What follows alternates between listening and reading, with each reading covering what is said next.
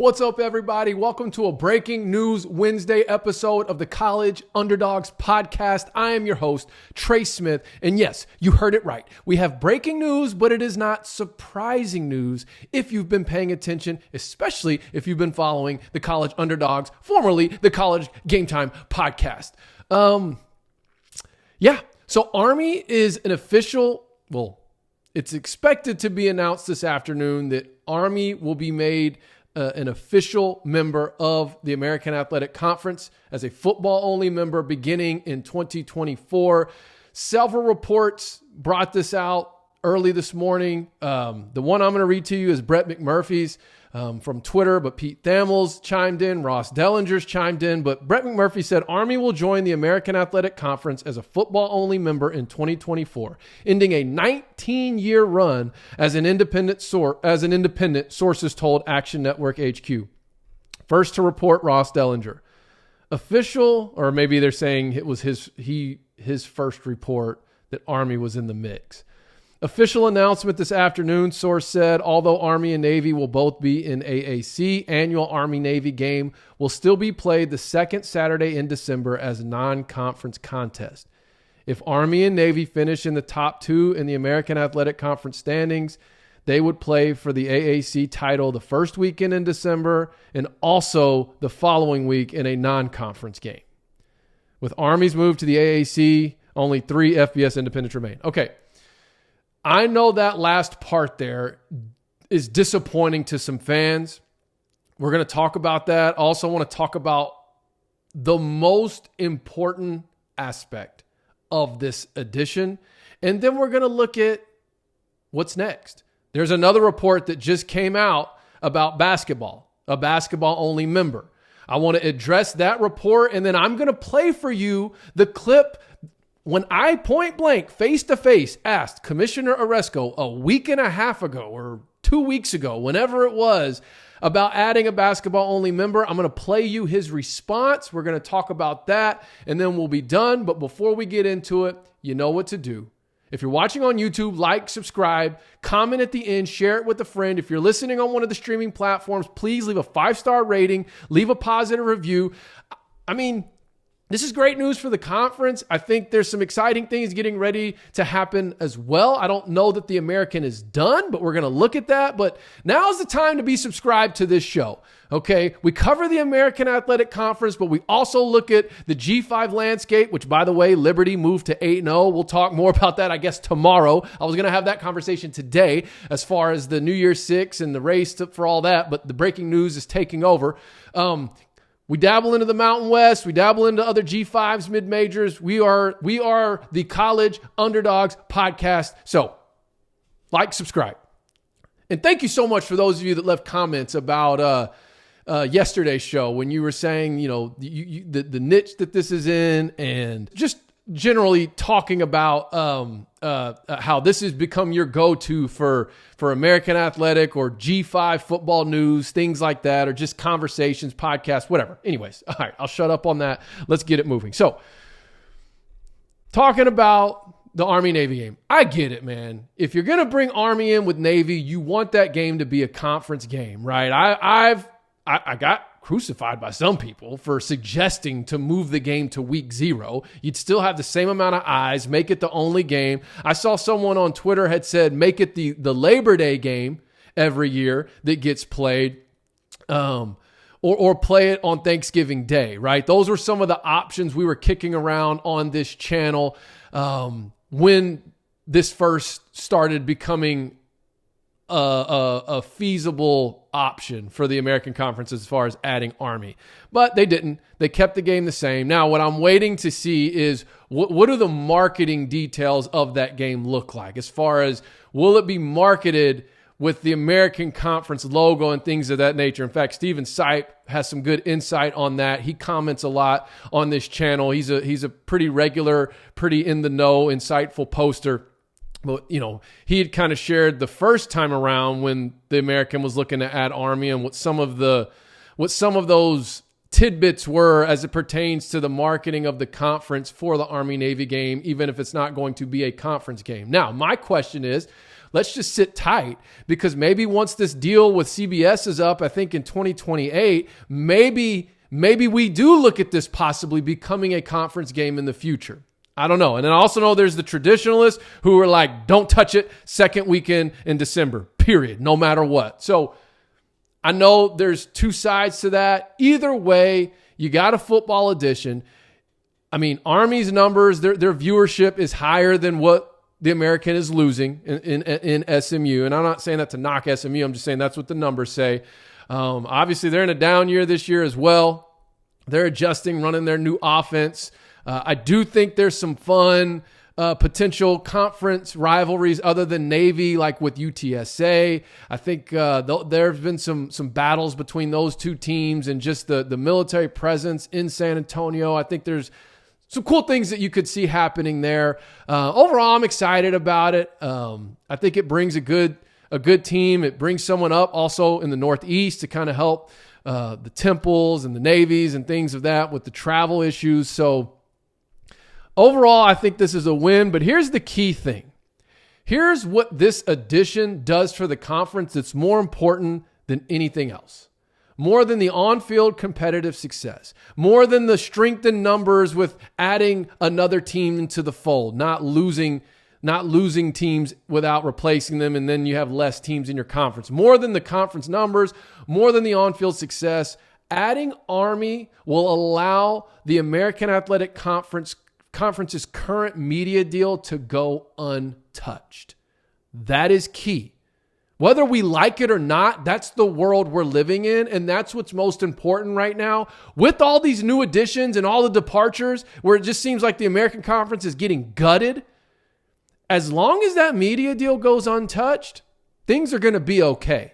Because it's still head and shoulders the best media deal of all the Group of 5 conferences. And all these new CUSA teams, and then Army included coming into it, we'll see how their payout and all that works. But it's going to allow the UTSAs, the UNTs, the FAUs, the Charlottes, the UABs, okay, the Rices, to in time begin to get the revenue share that the teams that left were getting, and that the teams that are, already existing teams are getting as well. Now, it takes some time for that revenue split because you come in at a lower share, but as long as that deal goes untouched, I mean, it's not up until 2032. So the cause for concern would be, okay, you just lost UCF, you just lost Houston, you just lost Cincy, now you're losing SMU, you're adding Army, you added 6 Conference USA teams. Is this deal going to get hurt in any kind of way? And I talked to Oresco about that as well, and he did not seem worried about that. That was something he did not seem concerned about. But I think when you get the brand of Army in with Navy, them being in the same conference, still to be determined what happens with the game from a media standpoint. Guys, this and gals, this addition will keep the media deal intact. And that is great news for the existing teams, but that is even better news for the newcomers. Because now the newcomers don't have to worry about whether or not they're going to, in a couple of years, be able to start to get an increased revenue share, which I believe they will. And then I think over the next 4 or 5 years, as these teams get the additional resources of funding, they're going to be able to double down on their investment in their programs. And what we're going to start to see are, some of them aren't very far away, but what we're going to start to see is these teams that came in from the Conference USA start to really elevate their performance, I believe. And who knows? We'll see. Hopefully the conference then can get back from a competitive standpoint to being that premier league, particularly on the football side of things, is what I'm talking about. So that's my thoughts there. The next question that comes to mind is, what about Air Force, right? There was smoke around Air Force and Colorado State back when Houston and UCF and all them were leaving. There was smoke around. In fact, there was a report that it was going to happen, and it fell apart. Then this last go around, when it came to the Pac-4, then the Pac-2, the American pulled out of Westward Expansion. So here's my thoughts on Air Force, and even Colorado State for that matter. I think we've got to wait and see what happens with the Mountain West new media deal, which they're due after 25-26. I talked about that yesterday. Okay, and a lot of that's going to be contingent on what happens with Oregon State, Washington State. So we got to watch how that plays out to see how likely it is for an Air Force to come into the American or an Air Force and Colorado State to come in as a package deal. I think what we would need to see happen on the Mountain West front is either A, you have some sort of a merger between the Mountain West and the Pac, and I guess I don't even want to call it a merger, but you have a scenario where a bulk of the Mountain West teams join under the Pac umbrella, and a team like Air Force or Colorado State, not that they would, but they get left out of that. Now it looks like a good chance for the American. Or a Power 5 comes back into the fold. They bring Oregon State and Washington State in. When it's time for the Mountain West's new media re-up, they get a new deal, but it's still not near the $1 billion deal that the American Conference currently has with ESPN. And I think now, from a money financial standpoint, you might be able to lure a Air Force, maybe a Colorado State. I don't know. Look, that's just me talking about how this would need to play out in order to get Air Force in, because I think that's a lot of people's natural thought is, okay, you got Army, you got Navy now. What about going and getting the Air Force? And knowing that there's been some link there between Air Force and the American Conference.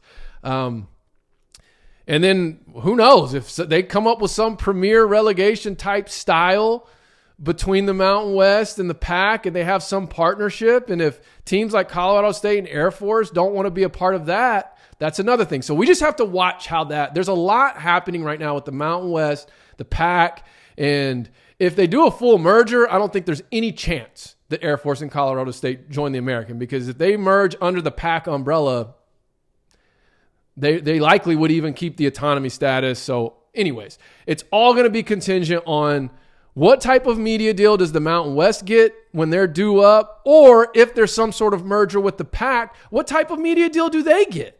Because I don't know that you could still guarantee necessarily that merged conference would be able to exceed the $1 billion deal that the American currently has. Feel free to disagree with me on that. That's fine. Okay, and then the next thing I want to talk about is, what about basketball? So a report came up from Hitman Hoops Media and Bluff City Media, or it says sources, the American Athletic Conference is engaged in serious talks with VCU to join as a basketball-only member. Multiple sources tell me in Bluff City Media. This is Hitman Hoops Media. Bluff City is out of Memphis. I do know that. These discussions have been ongoing for a few weeks, but talks are ramping up in the wake of Army's addition to the AAC as a football-only member. So these talks have been going on for a few weeks.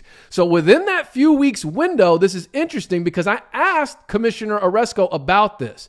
So I just read you that report from Hitman Hoops Media, who also tagged Bluff City Media in there. I haven't checked to see if Bluff City Media has commented on this or anything, but we have that. But I want you to watch Commissioner Oresco's response when I asked him point blank. After I asked him for an update on Army, I said, okay, once that's set, would the American look to add a basketball-only member? And here's what Commissioner Oresco said. Yeah, we've had some talk, brief discussions about it within the conference. I don't think there's much appetite for that at this point. What we didn't want to do, Trey, is become too much of a hybrid conference. Mm-hmm. It's one thing to have, one or two football only or one or two basketball only. Granted, we could add another basketball only. It wouldn't radically change things.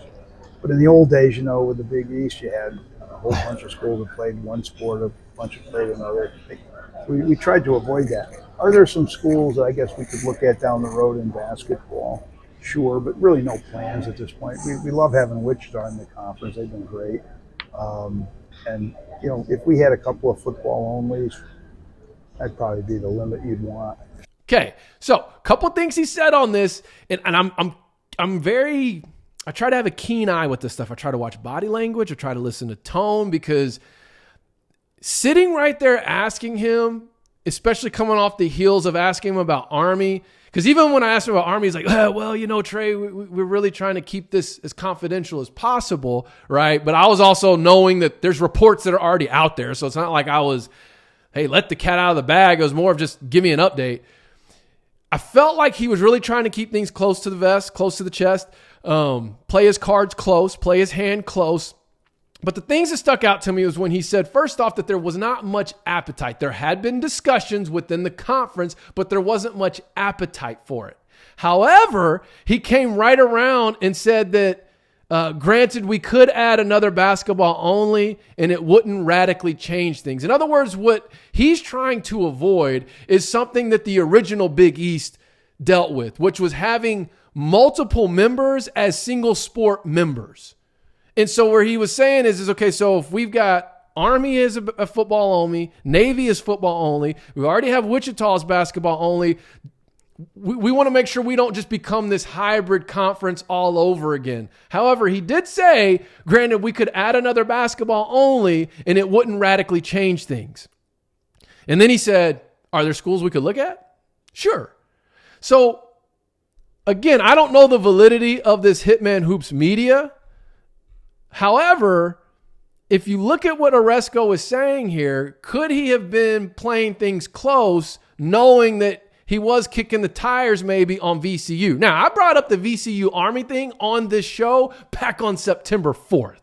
So I just want to make sure I remind everybody of that and throw that out there. And I think that would be an excellent addition, basketball only. And it certainly helps out that Northeast quadrant of basketball schools or of conference members, I should say. And here's what I think. If you follow up this Army edition with an addition of VCU or even a Dayton, as some of you have pointed out on Twitter, or one of these other, strong basketball, could be a strong basketball only edition, I feel like it turns an extra base hit into a home run. I think adding Army, that's an extra base hit. I think that's a solid program. I think that's a solid addition, and it does the most important thing, which is keeps the media deal untouched. Now, if you follow that up by adding VCU as a basketball only, to me, that turns the extra base hit into a home run. And if you're a VCU person that happens to be tuning in and you're looking at someone commented on Twitter, they said, well, I mean, not that the A10 is this great conference, but the American Conference without such and such, such and such and such and such is not a good conference. But the point you have to remember is it is about the money. And VCU could get a larger revenue share as taking basketball to the American than they could playing in the Atlantic 10. I'm pretty sure if you were to look at those numbers. At least, and I'm saying that knowing the payout for the American Athletic Conference and the numbers that are there. And what we haven't even factored into any of this yet is the buyout money, the exit fee money the American Conference is set to get from SMU. We still don't know what those numbers are, but we can at least project it's going to be around 20 mil. So you got 20 mil coming from there, another 50 plus mil coming from the three that have already left. I know this year's probably feeling frustrating. However, just understand that the finances are in order, the media deal is in place, and all it really takes is some time for some of these programs to, as I've been saying, let the resources take root and let's see what happens. Anything else on today? No, that's it, man. I think we're going to end it right there. I'm curious to know, what are your thoughts on Army first? What are your thoughts on this Army-Navy, how that's being handled second? Third, what are your thoughts on a basketball-only member? And then how do you rate this? Is this a strikeout? Is this a single? Is this a double? Is this a triple? Is this a home run? Is it a grand slam? Kind of like I said, like for me, adding Army is an extra base hit. Bringing in VCU alongside of them for basketball, that makes the extra base hit a home run. How do you rate this move? Shouldn't be surprised by it. I mean, we've known this was going to happen. There were some hurdles that had to be worked through, but we knew it was going to happen. And then, of course, curious your thoughts on that clip of Oresco, right? I mean, that was right there from the commissioner, his thoughts, and that was Monday. I mean, that was 2 Mondays ago, so that was like within the last few weeks. All right. Thank you for watching another episode of the College Underdogs podcast. I'm so happy and honored to be the host of this and glad that we're continuing to grow. Like, subscribe right now if you haven't. Leave a comment right now if you haven't. And if you're listening on a streaming platform and you're still hanging in there with me, go ahead and hit that 5-star rating. Leave me a positive review. I will see you all tomorrow. Trey Smith, College Game Time.